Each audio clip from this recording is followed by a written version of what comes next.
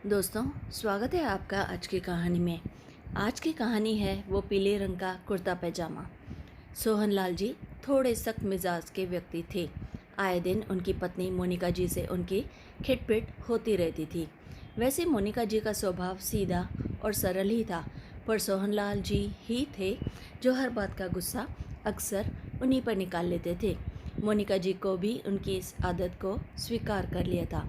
आखिर इतने साल जो हो गए थे शादी को, यही वजह थी कि दोनों ने एक दूसरे के साथ अपनी शादी के 50 वर्ष गुजार दिए थे। सोहनलाल जी एक फैक्ट्री में नौकरी करते थे और शाम तक घर लौटकर आते थे।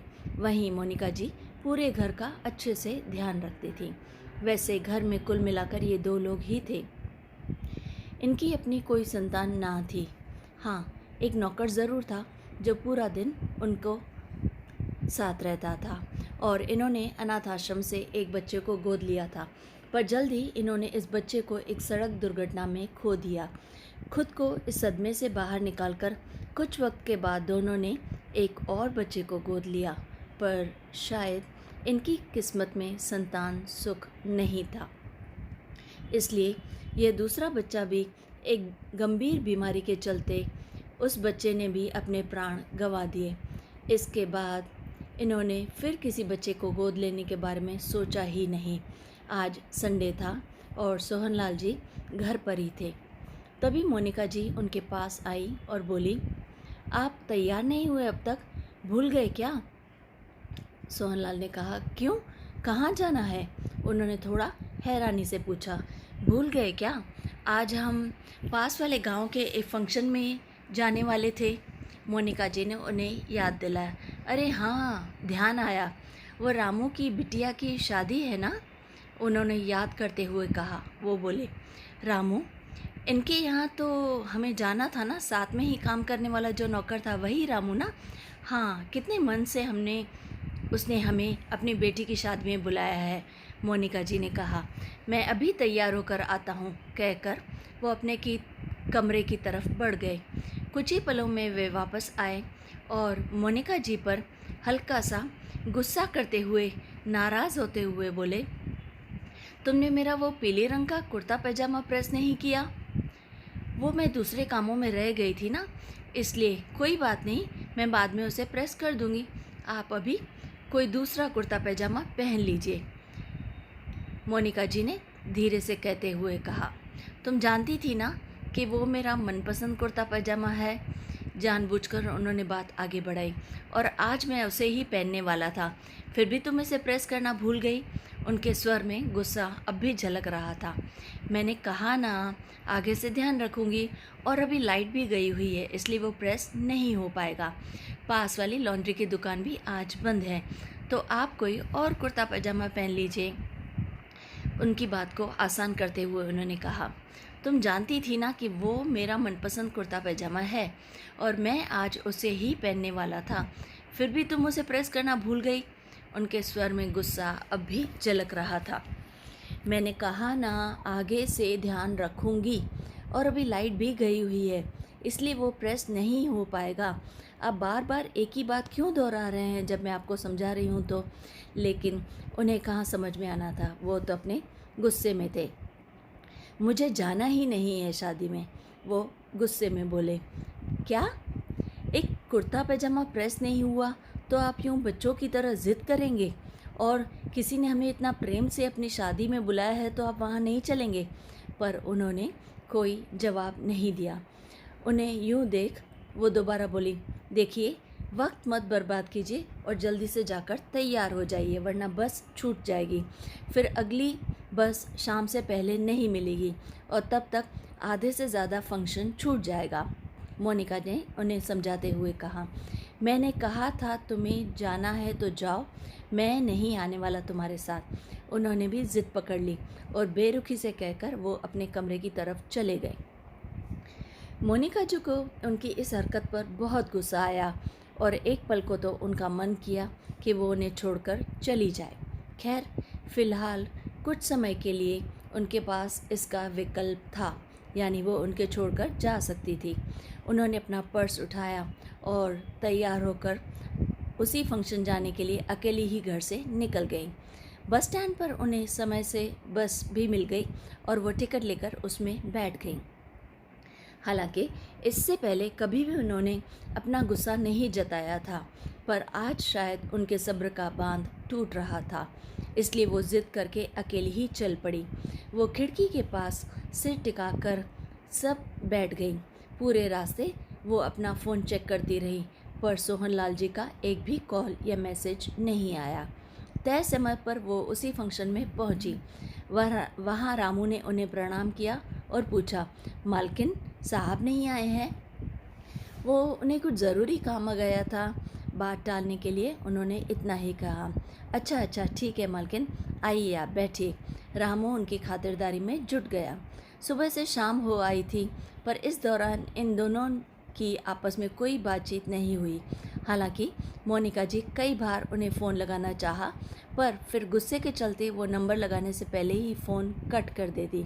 वहीं सोहनलाल जी ने भी तो अब तक काफ़ी बार कोशिश की थी कि वह फ़ोन लगाएं, लेकिन उनकी भी अपनी जगह पर ज़िद कायम थी और एक बार भी उनकी खबर नहीं ली थी। उन्होंने ये भी नहीं जानना चाहा कि उनकी पत्नी ठीक तरह से फंक्शन में पहुंची भी गई हैं या नहीं। अब तो रात हो चली थी। वहाँ पर काफ़ी धमाचौकड़ी मची हुई थी। एक तरफ नाच गाना चल रहा था तो दूसरी तरफ कुछ रस्में की जा रही थी। पर वहीं इन सब के बीच मोनिका जी का मन अभी भी बेचैन ही था। आखिर पहली बार वो ऐसे अकेली आई थी और जहाँ एक तरफ वो अपने पति से बात करना चाह रही थी, वहीं दूसरी तरफ उनकी नाराज़गी उन्हें ऐसा करने से रोक रही थी। वो इन्हीं सब उधेड़-बुन में फंसी थी कि तभी उनकी फ़ोन की घंटी बजी। डिस्प्ले पर अपने पति का नाम देखते ही उनका चेहरा खुल उठा और उनके चेहरे पर खुशी की लहर दौड़ आई। पर तभी उन्हें ध्यान आया कि वो उनसे रूठी हुई हैं, इसलिए फ़ोन रिसीव करके उन्होंने गंभीर आवाज़ में ही कहा, हेलो, बाहर आओ। दूसरी तरफ से सोहनलाल जी ने उसी गंभीरता से कहा, क्या? वो एक पल को हैरान हो गई कि क्या कह रहे हैं उनके पति। कुछ समझ नहीं पाई। अब क्या मैं अकेले अंदर आऊं? मुझे बाहर तक लेने भी नहीं आओगी? उन्होंने कहा। मोनिका जी को समझते देर नहीं लगी कि उनके पति यहीं पर हैं। अपनी सारी नाराज़गी भूलकर उन्होंने खुशी जताते हुए कहा, अभी आई। उधर दूसरी तरफ दरवाजे पर खड़े सोहनलाल जी अपनी बीवी का इंतज़ार करते रहे कि उनके चेहरे पर हौली सी मुस्कान तैर गई। फिर उन्होंने फ़ोन डिस्कनेक्ट कर दिया। कुछ ही पलों में मोनिका जी वहाँ आई। उन्होंने देखा कि उनके पति ने वही पीले रंग का कुर्ता पैजामा पहन रखा था, जिसको लेकर दोनों के बीच नोक-झोंक हुई थी। दोनों एक दूसरे को देखकर हौले से मुस्कुरा दिए। मतलब झगड़ा कम हुआ। फिर मोनिका जी ने कहा, आप तो आने वाले नहीं थे ना, पर तुम्हारे बिना मन भी तो नहीं लग रहा। वो पूरा घर मुझे खाने को दौड़ रहा था। सच में मोनिका, आज पता चला मुझे कि तुम मेरे लिए क्या हो। तुम नहीं तो मैं भी नहीं, तुम मेरे लिए सब कुछ हो। उन्होंने उनकी तारीफ़ करते हुए पहली बार ज़िंदगी में यह सब कहा और आंखों में देखते हुए बोले। यह सुनकर मोनिका जी की आंखें हल्की सी नम हो गई, पर तभी वो चेहरे पर शरारती मुस्कान लाते हुए बोली, अच्छा, और इस कुर्ते पजामे के बारे में क्या कहना है आपका? ये आपके लिए ज़्यादा ज़रूरी है या मैं? तुम्हारे लिए ऐसे 100 कुर्ते पैजामे तुम्हारे ऊपर न्यौछावर छोड़ सकता हूँ मैं, उन्होंने कहा। सच? वो बोली। मुझ, उन्होंने कहा। फिर वो आगे बोले, तुम्हारे बिना घर पर मन तो वैसे भी नहीं लग रहा था और लाइट भी आ गई थी, तो मैंने सोचा क्यों ना ऐसे प्रेस करके मैं खुद ही तुम्हारे पास आ जाऊँ, इसीलिए प्रेस करके पहनकर चला आया। वैसे ये आप पर खूब जच रहा है, मोनिका जी ने शरारत भरे लहजे में कहा। जच रहा होगा, पर तुम्हारे बिना तो ये कुर्ता पैजामा क्या, मेरा जीवन ही मुझ पर नहीं जचेगा। इतना प्यार करते हैं आप मुझसे? वो उनकी आंखों में देखते हुए बोली। आज जब तुम मुझसे दूर हुई तब मुझे एहसास हुआ कि मैं तुमसे कितना प्यार करता हूँ, वो भी उनकी आंखों में देखते हुए बोले। और यह सोचकर दोनों एक दूसरे को देखकर मुस्कुरा दिए। बदले में मोनिका जी भी हौले से मुस्कुरा दी। तभी सोहनलाल जी ने आगे कहा, मोनिका, वादा रहा, आज के बाद मैं तुम्हें भरपूर प्यार और सम्मान दूंगा। और फिर उन्होंने मोनिका जी को अपने सीने से लगा लिया। अपने पति का साथ पाकर मोनिका जी खुशी से खिल उठी। और तभी सोहनलाल जी ने कहा, सुनो, मैंने तुम्हारे लिए एक बहुत छोटी सी कविता लिखी है। अच्छा, सुनाइए तो ज़रा। कहते वक्त उसके चेहरे पर खुशी बरकरार थी। उन्होंने कहा, हर जन्म मिले साथ तेरा, ऐसा हो रिश्ता ये तेरा मेरा।